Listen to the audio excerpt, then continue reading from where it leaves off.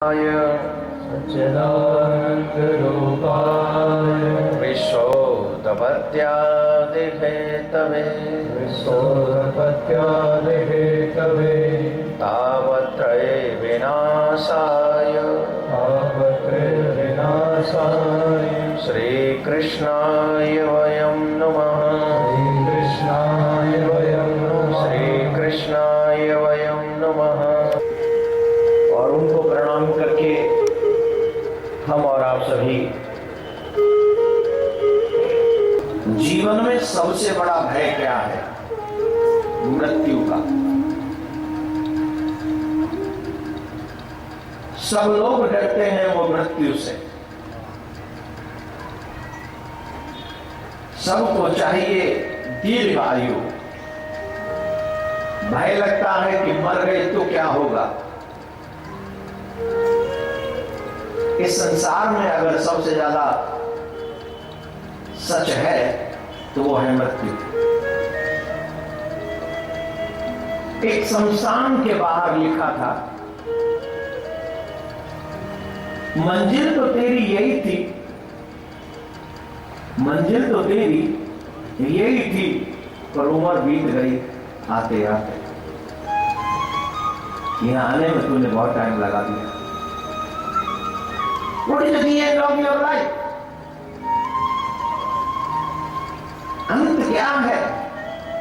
हम वक्त कहते हो प्रभु मैं किसी का बुरा न करूं तो वो जीवन में उतर जाए। कथा में बार बार सुनाया जाता है अगर तुम भला किसी का कर नहीं सकते, बुरा किसी का मत करना तो बुरा हो न जाए। एक व्यक्ति अभी मेरे पास में आए, माला भी कर ले तुम, 4 मालाओं का अभिमान हो जाता है। मुझे लगता है कि भगवान भी खुश हो रहा होगा। अगर मैं 4 माला नहीं करूं तो भूखा बैठ जाएगा बेचारा। भगवान you are wrong my dear. सबसे पहली बात समझ लो, 1 करोड़ या करोड़ अभिमान मत करना, 0% भी। और जिस दिन अभिमान कर लोगे उस दिन मेरा ठाकुर जी इतनी आसमान की ऊंचाई से गिराएगा कि जहां के बाद तुम्हें ऊंचा सर नीचे ऊपर नहीं कर पाओगे। इधर देश की तरक्की हुई है या देश का विनाश?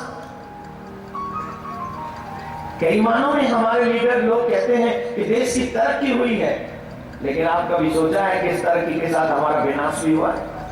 हमारे विचारों का पतन हुआ है, हमारे चरित्र का पतन हुआ है। हर एक व्यक्ति अपनी में जिंदा है। क्यों?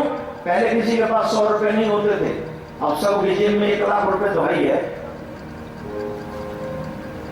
हिंदुस्तान में ऐसे बहुत कम लोग होंगे जिनके नाम पे 1 लाख की प्रॉपर्टी का पैसा ना हो, तो 1 लाख रुपए का तो अभिमान है ही है।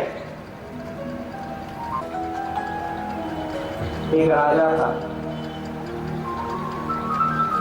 उसके कोई संतान नहीं थी।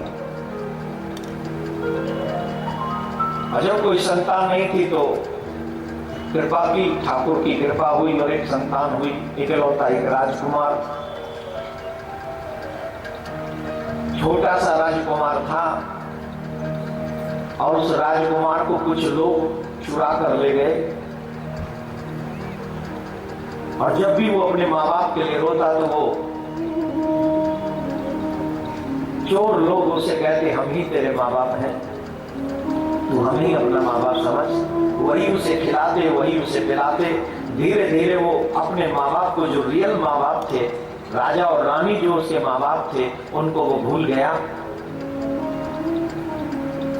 और जब वो भूल गया तो अब उसे लगा कि यही मेरे माँ बाप हैं। छोटा सा था, थोड़ा बड़ा हुआ तो सब भूल गया। अब तो वो वही बोलता जो वो कहते, अब वो वही करता जो वो करते, अब वो वही देखता जो उसे दिखाया जाता। अब उसे अपने माँ बाप की याद नहीं आती, उसे नहीं पता कि मैं कौन हूं।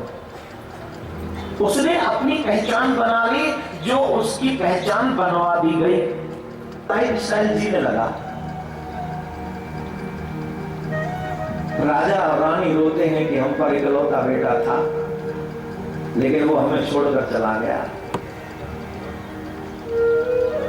कैसे मिलेगा वो हमारा बच्चा हमें? कैसे मिलेगा? अचानक से एक तत्वदर्शी महात्मा वहां पहुंचे और महात्मा ने पूछा राजा रानी से, तुम रोते क्यों हो? तो राजा रानी ने बताया अपना दुख का कारण कि हमारे पुत्र का पता नहीं, कौन ले गया, पता नहीं जिंदा भी है कि मर गया। तो साधु ने अपनी दिव्य दृष्टि से देखकर कहा कि नहीं, अभी तुम्हारा पुत्र जीवित है। लेकिन एक और सच्चाई है कि वो तुम्हें भूल गया। अब उन्हें तुम्हारी याद नहीं आती उसे। अब उसे लगता है कि जिनके साथ वो रहता है वही उनके माँ बाप। साधु से राजा बोले, रानी बोली, हम आपके बड़े कृपा पात्र होंगे, अगर आप हमें बता दें वो बच्चा कहाँ है। बोले बता भी दूंगा तो क्या वो मानेगा? क्यों? बोले वो नहीं मानेगा कि तुम उसके माँ बाप हो। उसे ऐसी पट्टी पढ़ा दी गई है, उसे ऐसे पाठ पढ़ा दिए गए हैं कि वो अब तुम्हें माँ बाप नहीं मानेगा, वो उन्हीं को माँ बाप मानेगा। बोले अगर तुम जबरदस्ती लाओगे तो जीवन भर नहीं मानेगा। अगर जबरदस्ती ले आओ और कहो कि हम तुम्हारे मरो, हम जाते हैं और पहले हम उसके भ्रम को मिटाएंगे, उसके बाद हम तुम्हारे पास उसे लाएंगे। तो ठीक है।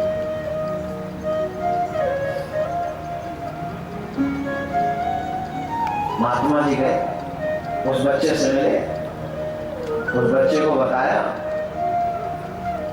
कि तुम कहां इन चोर लंपटों में फंसे हो? तुम जिन चोर लंपटों को अपने माँ बाप कहते हो, तुम ये नहीं हो। तुम अपने आप को, अपनी पहचान को भूले बैठे हो। तुम अपनी पहचान को पहचानो, तुम कौन हो? बोले महाराज, जिन्होंने मुझे पाला पोसा यही मेरे माँ बाप है। बोले नहीं, झूठ है।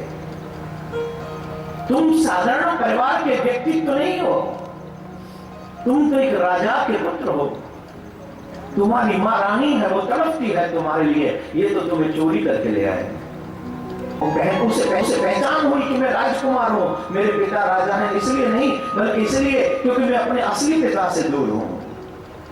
वो बच्चा इसलिए तड़प उठा क्योंकि उसने अपनी माँ की ममता से वो वंचित रहा। वो तड़प उठा और बाबा के पांव पकड़ लिए, बाबा मुझे मेरे माँ बाप से मिला दो। बोले ठीक है, चिंता मत कर, चल मेरे साथ।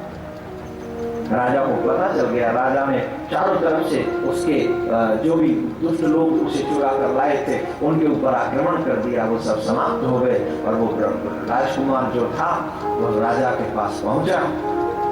राजा और राजकुमार और रानी तीनों ने बहुत बहुत आभार व्यक्त किया उस संत का, जिस संत ने उस परिवार को कंप्लीट कर दिया।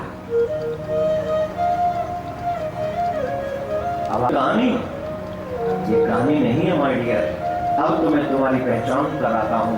अब तुम अपने आप से पहचानना, असली हमारे माँ बाप भगवान हैं और हम वो राजकुमार हैं जिनकी चोरी कर ली गई है। और जिन्होंने हमें चुराया है उन्होंने हमारी वास्तविक पहचान छुपा दी और असली पहचान क्या बना दी कि तू मेरा बेटा है, कोई सिंह है, कोई शर्मा है, कोई ये है, कोई वो है। तू ये है, तू वो नहीं है। वो पहचान छुपा दी। हम उसकी औलाद हैं, हम इनकी औलाद नहीं है।